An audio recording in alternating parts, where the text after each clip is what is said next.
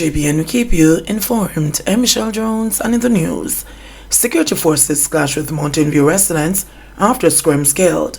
There was a heavy security presence on Mountain View Avenue between Jarrett Lane and the Saunders Avenue in St. Andrew as residents protest the fatal shooting of a man in the area on Monday morning.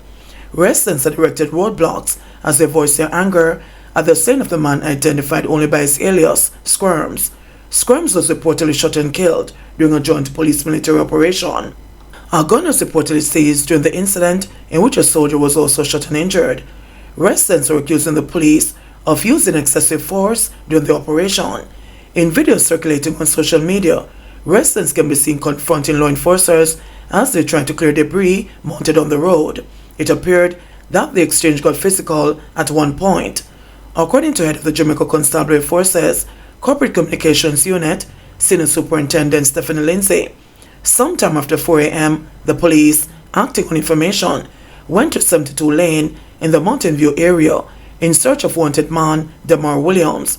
Williams, also known as Sky or Baby Killer, is one of 8 prisoners who escaped from the Black River police lockup in June. I got information that he left the St. Catherine area recently and was hiding out in that community. When they went there was an exchange of gunfire. They realized that he was not the only person from that gang. Some of his other cronies were there. They engaged the security forces. At the end of the shooting, one man who is unidentified, they have an idea who he should be, but they are awaiting verification. So he was shot and he succumbed to his injuries. Whilst they were there at the scene, gunmen in the Warwick area, they fired on the security forces. There was an exchange.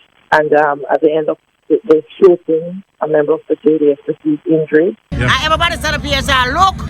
And the police soldier left from all the way from over there and come on and the 3 days and come bust off a youth and beat up 2 little youth. And the girl started bringing us a video where I go on, him run her down and kick her, you know, and she pregnant, you know.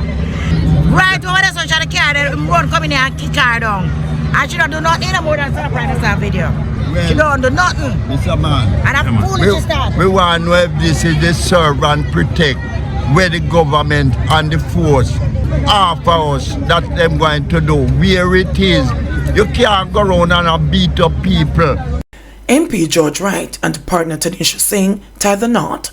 George Wright, the independent member of parliament for Westmoreland Central, has tied the knot with his lady love, Tanisha Singh.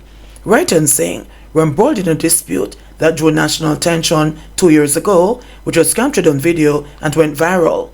In the footage, a man was allegedly seen beating a woman with a stool.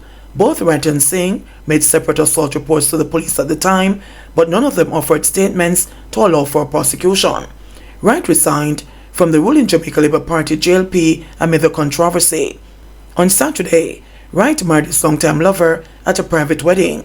Very close friends, including Daniel Dawes, the chief executive officer at the Universal Service Fund, attended the ceremony, which took place at the Savlamar Parish Church, which is located in the center of his constituency.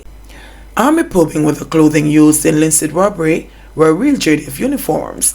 The Jamaica Defence Force, JDF, says it is aware of a video showing persons wearing what resembles its uniforms while committing a robbery in Linstead, St. Catherine on Saturday, and is taking the matter very seriously. The JDF says it is conducting the necessary checks to verify whether the uniforms used in the incident are in fact the property of the force. We will provide all possible assistance to the Jamaica Constabulary Force in the effort to bring the perpetrators to justice, it says in a statement released to the media on Sunday. The JDF is urging anyone with information about the incident to call its tip line at 876-837-8888. You don't have to give your name or any other personal details to make a report. The JDF reaffirms its commitment to maintaining law and order and safeguarding all our citizens, it said. Investigators attached to the St. Catherine North Police are searching for the 4 men involved in the robbery at a pharmacy. It is reported that around 3 p.m., 2 men dressed as cops and 2 others dressed as members of the JDF entered the pharmacy and then proceeded to rob the Western Union inside the pharmacy. The men took an undetermined sum of money. Man shot by police in Clarendon. The Independent Commission of Investigations is probing the shooting of a man by the police in Clarendon on Sunday. The injured man remains in hospital and is facing possible charges for allegedly attacking the police. It is reported that about 3:10 p.m., the police received reports about a man behaving boisterously on Brooks Avenue in Maypen. A team was sent to the area and they encountered the man. The police intervened and reportedly ordered him to desist his behavior. He allegedly picked up stones and hurled them at the police, injuring a member of the team. A car was also damaged. The police took evasive action, during which the man was shot in the right leg. The man was taken to the Maypen Hospital, where he was admitted. Fatal shooting of brothers in Kingston, believed to be gang-related. The Kingston Central Police believe the murder of two brothers in downtown Kingston on Sunday morning is related to a conflict between rival gangs in the area. According to reports, the Chancery Lane and Spranglers gangs have been at loggerheads in recent times. Sunday's double murder claimed the lives of 34-year-old Christopher Palmer, an entertainer who goes by the stage name Venom, and his brother, 42-year-old Kirk Palmer.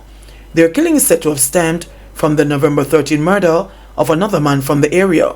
That individual is reportedly linked to the Spranglers gang, and his murder was believed to have been carried out by men attached to the Chancery Lane gang, police sources have indicated. Since then, there have been several reprisal attacks, according to sources. The two brothers were shot and killed at a stall on Beckford Street.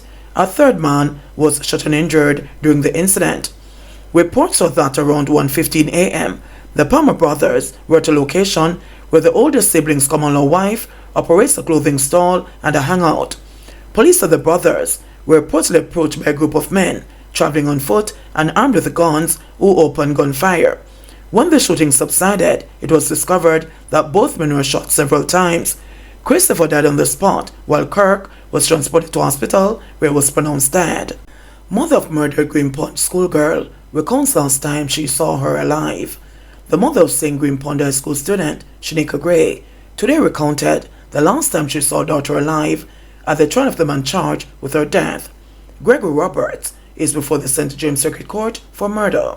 Testifying via the Zoom platform on today's second day of the trial, the mother told the court she last saw her daughter at a fast food restaurant on January 29, 2017, days before the 15-year-old girl's body was found with stab wounds in bushes in Irwin, St. James, on February 1 that year.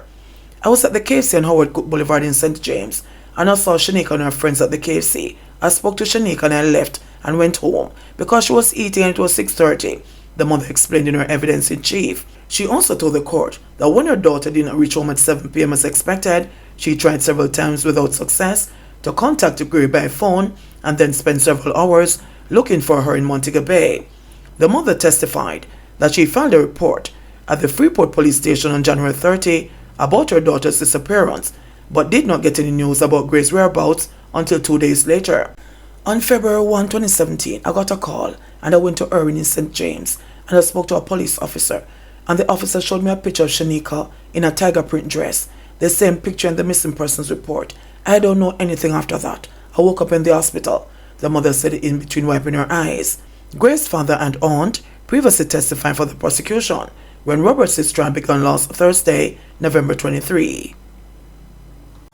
Jamaica gets more sniffer dogs. In a strategic move to enhance the safety and efficiency of law enforcement, the Ministry of National Security has invested significantly in the Jamaica Constabulary Force JCF K9 Division.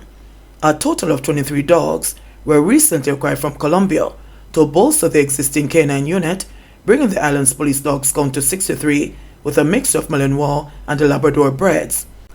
The importance and value of these K9 to the force are immeasurable. These service dogs play a very vital role in executing targeted police duties, ranging from border security, tracking and locating missing persons, to detecting potential bomb threats and uncovering illicit drugs and firearms, said Ambassador Alison Stone Roof, Permanent Secretary in the National Security Ministry. At the same time, Commissioner of Police, Major General Anthony Anderson, said the investment forms part of the government's ongoing commitment to fortify the capabilities of the police force. The K9 division is a reasonably small division, both in terms of the number of officers who are there and dogs. We have 63 dogs at the moment, and it might sound like a lot, but for the entire country and the entire force, 63 is not that many, he stated. The numbers that we're looking at to service the country are in the hundreds, and so we have been buying them. But of course, we have to spread the funds between this, quick response, communication, and intelligence capabilities, Anderson noted. National Security Minister Dr. Horace Chang recently announced the government's intention to increase the number of dogs available for deployment. He said the string of recent bomb threats stretched the country's emergency response teams to the limit and argued that more sniffer dogs would boost the country's security response. JBN will keep you informed. Please remember to subscribe, like, share, leave us a comment, and click the notification bell to receive our daily news items.